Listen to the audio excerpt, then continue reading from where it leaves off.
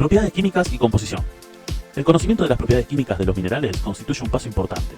Algunas de las propiedades o características químicas, como por ejemplo la solubilidad, son básicas para la realización del análisis químico. El hecho de que una sustancia sea soluble en agua nos da una idea de su constitución y del tipo de enlaces existentes en la estructura.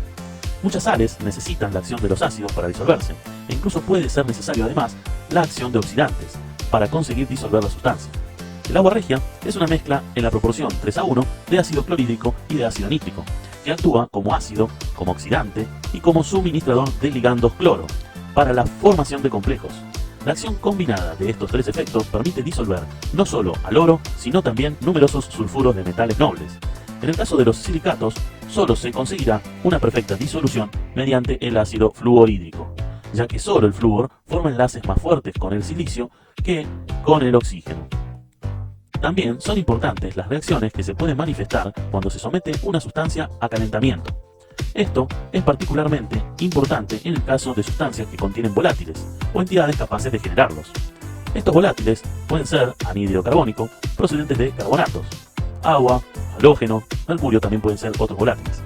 El estudio cuidadoso de los procesos de deshidratación es importante, no solo para averiguar la cantidad de agua retenida en una sustancia, sino que constituye un dato decisivo en el estudio estructural, ya que no basta con conocer cuánta agua contiene, sino que también hay que saber cómo se encuentra este agua en la sustancia.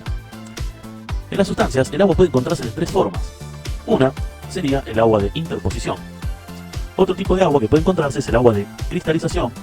Y el otro tipo de agua es el agua de constitución. El agua de interposición no forma parte de la sustancia propiamente dicha, sino que se encuentra incluida en el interior de los cristales, sin integrarse a la estructura. Mediante un ligero calentamiento, esta agua se vaporiza y tiende a salir al exterior, rompiendo las paredes del cristal, dando lugar al fenómeno de decrepitación. Este tipo de agua suele estar contenido en la halita y por ello la halita decrepita cuando se calienta, es decir, hace como unos chasquidos, unos sonidos al ser calentada. Agua de cristalización. Es habitual en los compuestos que cristalizan en medios acuosos y forma parte de la estructura cristalina, influyendo decisivamente en estas. ¿Bien? Por ejemplo, la anhidrita es rómbica, mientras que el yeso es monoclínico. Y la única diferencia entre ellos dos, entre estas dos sustancias, son dos moléculas de agua. La pérdida de agua de cristalización suele ocurrir a temperaturas bajas. Ahora bien, tenemos el agua de constitución. Las moléculas de agua no existen individualmente en el compuesto, sino que se forman durante el calentamiento. A ver, para desprender el agua de constitución se necesitan temperaturas muy elevadas y además se trata de procesos irreversibles. Este tipo de agua se encuentra en numerosos biofosfatos, como por ejemplo el talco. En la práctica no es fácil distinguir entre agua de cristalización y agua de constitución. Deshidratación no es el único proceso que puede observarse durante el calentamiento de sustancias minerales, ya que también pueden darse los siguientes. Oxidaciones. Estas ocurren cuando están presentes elementos que pueden poseer más de una valencia o estados de oxidación, por ejemplo hierro, manganeso, etc. Disociaciones térmicas. Las más conocidas son las que dan los carbonatos, por el desprendimiento de anhídrido carbónico. Recristalizaciones pueden ser de diversos tipos, como por ejemplo el paso de ópalo a cuarzo. También se incluyen los cambios estructurales en una sustancia. Reacciones en estado sólido. Si la muestra es un carbonato y contiene impurezas de sílice, se pueden formar silicatos. Bien.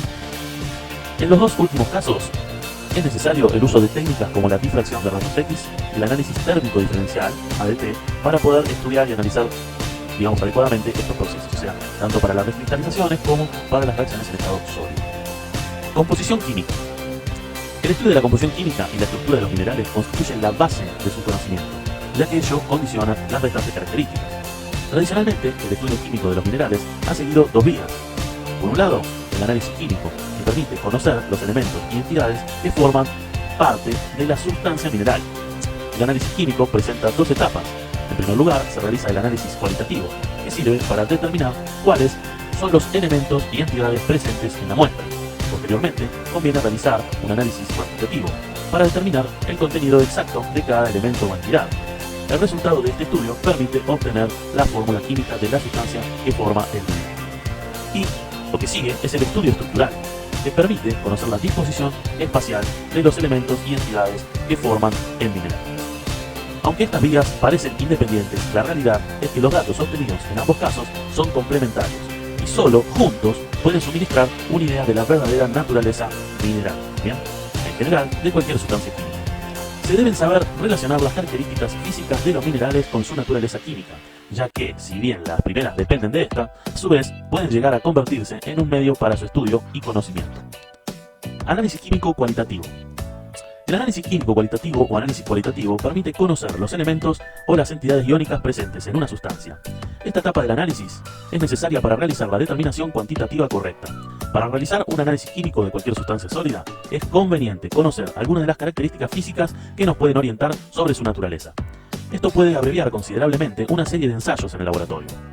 Dependiendo de la naturaleza y de los datos que se tienen sobre ella, hay varias formas de realizar un análisis cualitativo.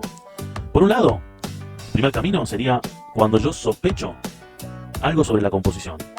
O sea, se puede recurrir directamente a ensayos específicos para las probables entidades. Es decir, yo creo que esto puede estar tratándose de alguna sustancia que contiene hierro, por ejemplo, y para determinar hierro puedo hacer algún tipo de ensayo que me permitan a mí saber si estaba en lo correcto o no. En cambio, el otro camino es cuando se tienen grandes dudas sobre la composición o se ignora por completo de qué tipo de sustancia estamos hablando, ¿no? ¿Qué es lo que estamos analizando? Entonces aquí hay dos posibilidades. La primera es realizar una serie de ensayos de tipo general, que son tanto por vía seca como por vía húmeda, para deducir a partir de estos ensayos los elementos probables que están contenidos en esta muestra. Y posteriormente se van realizando los ensayos específicos de tales elementos.